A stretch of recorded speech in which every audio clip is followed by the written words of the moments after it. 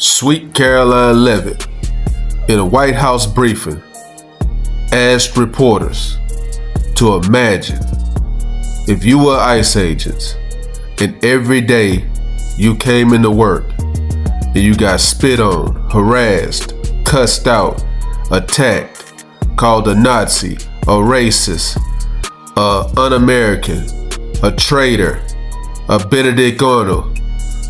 Would you be able to do your job to the best of your abilities?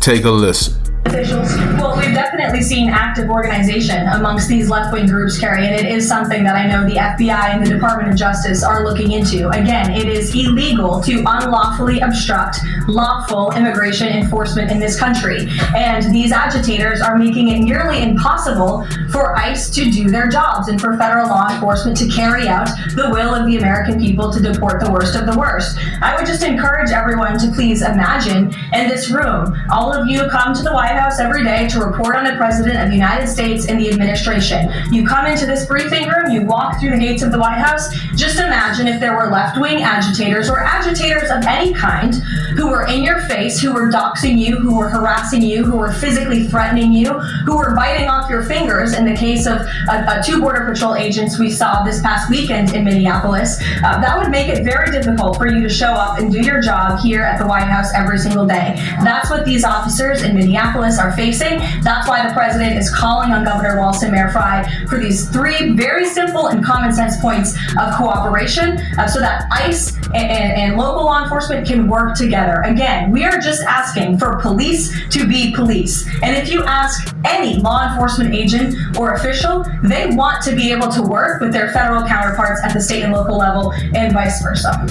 Now let me ask you, could you imagine if you were going on your job and you was a UPS driver, a manager, a painter, an electrician, a janitor, a secretary, or whoever you might be, and you was an American citizen, and every day you went into work, you were getting harassed and belittled, threatened, attacked, spit on.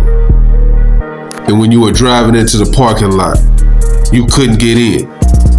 You couldn't get in there and do your job because you were being berated. What would you do? Let me ask you again. What would you do? Would you fight back? Would you quit? Would you call law enforcement? What would you do?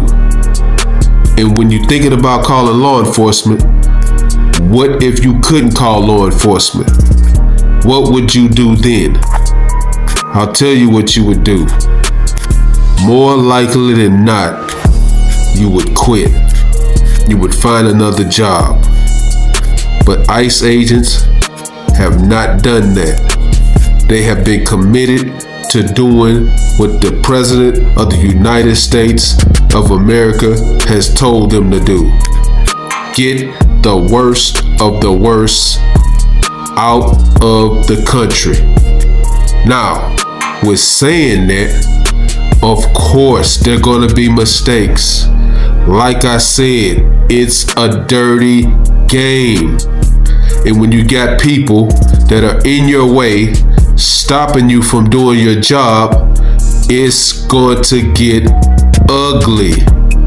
Do people have a First Amendment right to protest? Of course they do. But do they have the right to put their hands on somebody, block them from going to do their jobs, threaten them, and make them fear for their life? Absolutely not. There have been many union workers that have went on strike. And went on strike, they had other people that have crossed the picket lines.